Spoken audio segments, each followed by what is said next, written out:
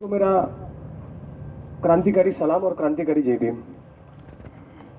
साथियों, में आप ही के बीच में से हूँ, कोई नेता बेता नहीं हूँ, एक कार्यकर्ता हूँ।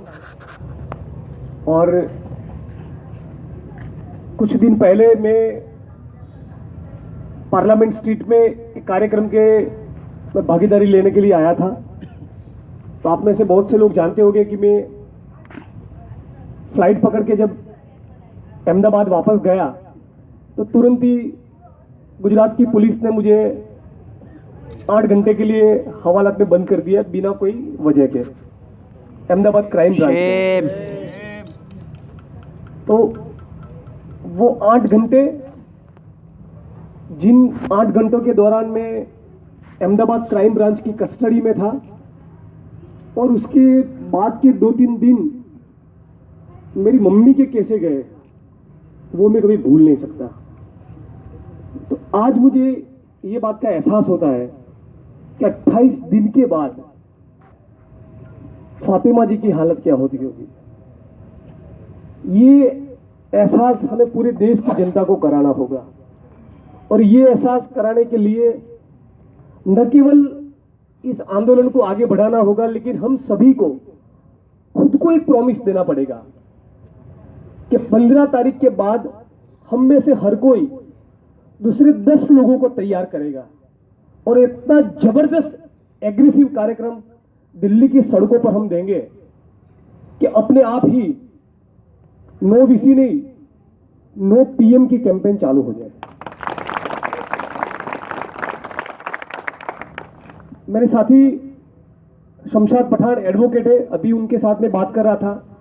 फातिमा जी के साथ 2 मिनट बैठा, उनसे मिलने के बाद उनके साथ में चर्चा कर रहा था मेरे साथी शमशाद से। तो हम लोग बात कर रहे थे कि ऑनरेबल सुप्रीम कोर्ट का एक जजमेंट है कि ऐसा कोई भी कंप्लेंट जिसमें कॉग्निजेबल ऑफेंस डिस्क्लोज होता है तो उसके तथ्य सच्चे हैं या नहीं, उसकी दरकार किए बिना पुलिस को कोई ऑप्शन ही नहीं कि वो ऑफेंस दर्ज करे।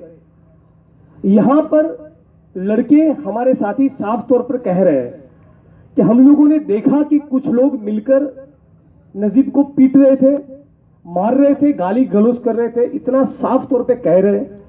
विटनेसेस मौजूद है, उसके बावजूद करीब करीब 1 महीना होने आया, फिर भी न तो ऑफेंस दर्ज हो रहा है, न तो एक भी आरोपी की गिरफ्तारी हो रही, न तो हमारे नजीब को ढूंढ कर ला रहे हैं। यही सच्चा गुजरात मॉडल है, यही सच्चा गुजरात मॉडल है। यहां न केवल दलित, न केवल मुसलमान, लेकिन कोई भी सामान्य नागरिक या आम आदमी की जिंदगी की कोई अहमियत नहीं इस मॉडल में। ये एक ऐसा मॉडल है जिसका एकमात्र लक्ष्य पूरे देश को मनुस्मृति के जो संस्कार है उसमें भिगो देना है। ये ऐसा मॉडल है। आज 1 महीने के बाद भी एबीवीपी के 4-5 गुंडे मवाली लफंगे, जिनकी कोई औकात नहीं है, जिनकी कोई हैसियत नहीं है, उनको भी नहीं पकड़कर इस देश की जनता और पूरी स्टूडेंट कम्युनिटी के सामने राजनाथ सिंह, दिल्ली की पुलिस और प्रधानमंत्री मोदी जी क्या मैसेज देना चाहते हैं। उनको शर्म से डूब मरना चाहिए। इस देश के प्रधानमंत्री को शर्म से डूब मरना चाहिए। आज पूरे देश में एक जबरदस्त, हर एक कोने में आप देखें, कंप्लीटली दहशत का माहौल खड़ा है। उन्होंने भी जिस तरह से जिन्होंने ऑफेंस किया, जिन्होंने दलितों को मारा पीटा, वो लोग इतने फियरलेस है, उतने बेखौफ महसूस करते हैं कि मारने के बाद खुद ही वीडियो बनाते हैं और उसको फेसबुक और व्हाट्सएप पर डाल के सर्कुलेट करते हैं। बिल्कुल उसी तरह आपने देखा होगा कि भोपाल में जो फर्जी मुठभेड़ हुई, जिसमें 8 लोगों को, 8 कंप्लीटली बेगुनाह निर्दोष मुस्लिमों को मार डाला आतंकवादी के नाम का थप्पा लगाकर, उनका भी एनकाउंटर करने वालों ने खुद वीडियो बनाया। जिन्होंने ऑफेंस किया वो ही वीडियो बनाते हैं, सर्कुलेट करते हैं। यानी ऊना से लेके भोपाल तक ये गुजरात मॉडल साफ तौर पे इस देश की जनता को ये संदेश देना चाहता है कि आपको चाहे वो उखाड़ लो, हमारा कुछ नहीं होने वाला। ये मैसेज देना चाहते हैं। आज मैं आप सबके बीच में कहना चाहता हूं कि संघ परिवार और भाजपा के लोगों को नरेंद्र मोदी के प्रधानमंत्री बनने के बाद चर्बी चढ़ी है। हम लोगों को साथ मिलकर इस चर्बी को उतारना पड़ेगा। संघ परिवार, भाजपा और एबीवीपी के लोग आज की तारीख में 2016 के दिल्ली और इस देश में सबसे बड़ा इंटरनल थ्रेट है। इंटरनल सिक्योरिटी का सबसे बड़ा थ्रेट ये लोग हैं।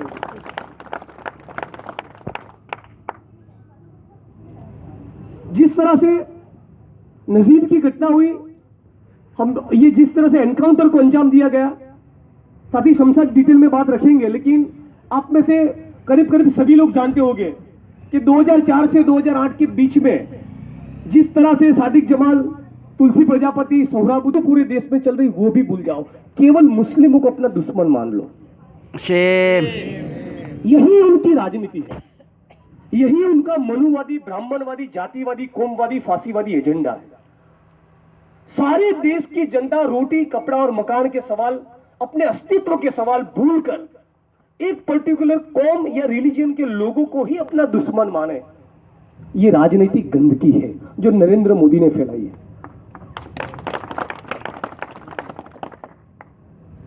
इस एनकाउंटर की घटना में भी हम देखते हैं एक लकड़ी की चाबी से ताला खोला। क्या नॉनसेंस है। क्या वो लोग बैरेक खोलकर बाहर निकलते थे, पेड़ पे चढ़कर लकड़ी काटते थे, फिर लकड़ी को उस तरह से डिजाइन करते थे कि वो ताले में फिट बैठे, नहीं फिट बैठती तो फिर उसकी मरम्मत करते थे। 2 3 4 दिन, 5 दिन, हफ्ता, 10 दिन इस तरह का प्रयोग चलता रहा, तब जाके वो चाबी ढंग से बनी। एक बैरक में 3 लोग थे, दूसरे बैरक में भी 3 लोग थे, दूसरे बैरक में 2 लोग थे, तो 3 लोग एक बैरक में से बाहर निकले, फिर दूसरी बैरक में गए, खोला और बाकी के 3 लोगों को बाहर निकाला। फिर वो 6 लोग मिलकर दूसरे बैरक में गए और बाकी के 2 लोगों को बाहर निकाला। ये सब जब चल रहा था तब मध्य प्रदेश की पुलिस क्या सो रही थी? जेल के अंदर बेल्ट, घड़ी, वॉचिस, शूज कुछ भी परमिसिबल नहीं है, लेकिन पुलिस का क्या वर्जन था? वो लोग जेल के अंदर से चाकू और पिस्तौल लेकर आए थे। भी कहां से आया? ये तो गुजरात मॉडल की, ये कोई बॉलीवुड का C grade film writer 3rd grade की फिल्म लिखे तब भी इतनी घटिया स्क्रिप्ट नहीं बनेगी।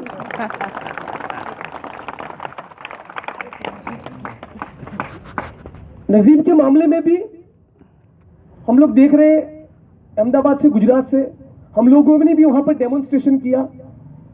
पूरे देश में अलग अलग जगह पर न केवल सिंपैथी और सॉलिडारिटी लोग एक्सप्रेस कर रहे हैं, लेकिन बहुत ही कंसर्न है। इस कंसर्न की सरकार को कोई भी परवाह नहीं है। और हम लोगों को सरकार के ऊपर प्रेशर बनाने के लिए जेएनयू के कैंपस से बाहर निकलकर दिल्ली के मोहल्लों में और सड़कों में जाना पड़ेगा। यहां मुझे कोई बता रहा था कि 8000 के करीब स्टूडेंट्स हैं। ये 8000 स्टूडेंट्स, मैं तो ये कहने को तैयार हूं, मैं तो ये गुजारिश कर रहा हूं, 2 हाथ जोड़कर आप सभी 8000 स्टूडेंट्स को ये रिक्वेस्ट कर रहा हूं कि 8000 स्टूडेंट्स न केवल एक दिन के लिए बाहर निकले, लेकिन अपने पेरेंट्स को बोले कि मैं घर वापस नहीं आऊंगा यदि आप समर्थन में यहां पर नहीं आए तो। ऐसा एक कार्यक्रम डिजाइन करो और हजारों की तादाद में दिल्ली की सड़कों में चक्का जाम करना पड़ेगा। और वो कार्यक्रम एक दिन का नहीं होना चाहिए। जब तक हमारा भाई, हमारा साथी वापस नहीं आता तब तक हम ये आंदोलन जारी रखेंगे। हम लोगों ने भी ऊना की जो घटना बनी तो बहुत से दलित संस्थाएं, दलित संगठन सड़कों पर उतरे, बहुत से डेमोन्स्ट्रेशन हुए, एजिटेशंस के तरह तरह के कार्यक्रम हुए, लेकिन हम लोगों ने ठान लिया था इस बार तो गुजरात मॉडल को पूरे देश में एक्सपोज करके दिखाएंगे। 4 महीने से मैं आपके बीच में बहुत खुशी के साथ, बहुत गौरव के साथ ये बात रख रहा हूं कि 12-15 लोगों की, हम लोगों की जो कोर टीम है, नयन जैसे दोस्त उस बात के साक्षी है कि 4 महीने में हमारी टीम ने 4 दिन की छुट्टी नहीं ली। हर रोज 12 से 15 घंटा काम करते हैं हम लोग। एक ही लक्ष्य कि इस गुजरात मॉडल के नाम पे जो गंदगी फैलाई जा रही है उसके ऊपर स्वच्छता का सच्चा अभियान हम चलाएंगे। बिल्कुल उसी तरह आप लोगों से यही रिक्वेस्ट और गुजारिश है कि आप इतनी बड़ी ताकत में है, इतनी बड़ी तादाद में है, 8,000 लोग हैं, मोदी जी को टट्टी हो जाएगी।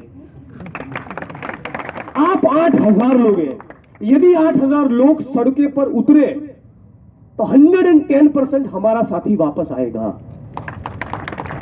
हम लोग वन लाइन एजेंडा यही बना लो। बहुत से संस्थाएं, संगठन के साथी, बहुत से आंदोलनकारी पूरे देश में से आपके बीच में आएंगे, आपके साथ समर्थन में जुड़ेंगे और अपने अपने रिस्पेक्टिव स्टेट में भी प्रोटेस्ट करेंगे। लेकिन इस मुद्दे को हमें सड़कों पर ले जाना होगा, उसके अलावा दूसरा कोई विकल्प नहीं।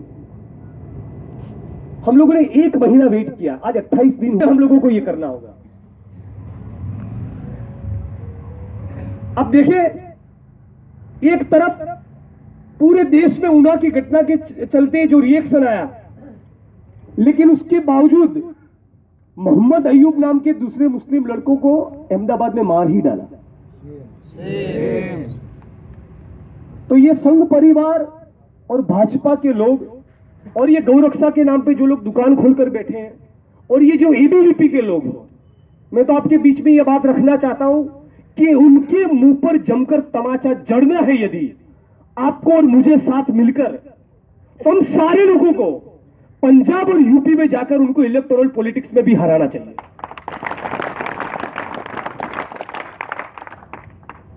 110% मैं मानता हूं उनको चुनावी राजनीति में हराना पड़ेगा यदि लोकतंत्र को बचाना है। तब यदि नजीम जैसे बहुत से साथियों की सुरक्षा का सवाल हमें सचमुच उठाना है, यदि इस मनुवादी संस्कार को पूरे देश में फैलते हुए रोकना है, यदि हमारे रोटी कपड़ा और मकान के जो सच्चे अस्तित्व के सवाल है वो यदि उठाने हैं, यदि किसानों की आत्महत्याएं रोकनी है, यदि वर्किंग क्लास का एक्सप्लॉयटेशन रोकना है और हमारा जो थोड़ा बहुत जो डेमोक्रेसी बचा है उसको यदि बचाए रखना है, तो हम लोगों को बाहर आना होगा। मैं ज्यादा ना कहते हुए, आप सभी ने मुझे यहां पर आकर सॉलिडारिटी एक्सप्रेस करने के लिए बुलाया, मेरी बात सुनी, मुझे बात रखने का मौका दिया। इस सभी के लिए जो भी आयोजक साथी, उन सभी का मैं आभार व्यक्त करता हूं उनके प्रति, और आप सभी ने मुझे सुना उसके लिए आप सभी का भी धन्यवाद। संघर्ष के मैदानों में मिलेंगे, पूरा जीवन लड़ना है और दूसरा कोई विकल्प हमारे पास है नहीं। पूरा जीवन हम लोगों को तो इसी संघर्ष के मैदान में रहना है। तो एक बार नहीं, अनेक बार आएंगे, आप लोगों को भी गुजरात बुलाएंगे, जेएनयू के कैंपस में भी आएंगे, और सभी साथियों से विनती कि 15 दिन तक जो भी प्रोटेस्ट का कार्यक्रम हम लोगों ने डिजाइन किया है उसको जमकर अमली जामा पहनाएं, और 15 के दिन हम लोगों के बाद दूसरा एक नेक्स्ट प्रोग्राम का डिजाइन रेडी होना चाहिए, ताकि न केवल आप, न केवल इस कैंपस के सारे लोग, लेकिन पूरे देश की जनता मेंटली कनेक्टेड रहे नेक्स्ट एजिटेशन के प्रोग्राम के लिए। तभी जाकर सरकार और प्रशासन और पुलिस के ऊपर जरूरी दबाव बना रहेगा। तो इतनी बात और सुझाव के साथ मेरी बात यहां पर रखता हूं। सभी को मेरा जय भीम, धन्यवाद। साथी शमशाद अपनी बात रखेंगे।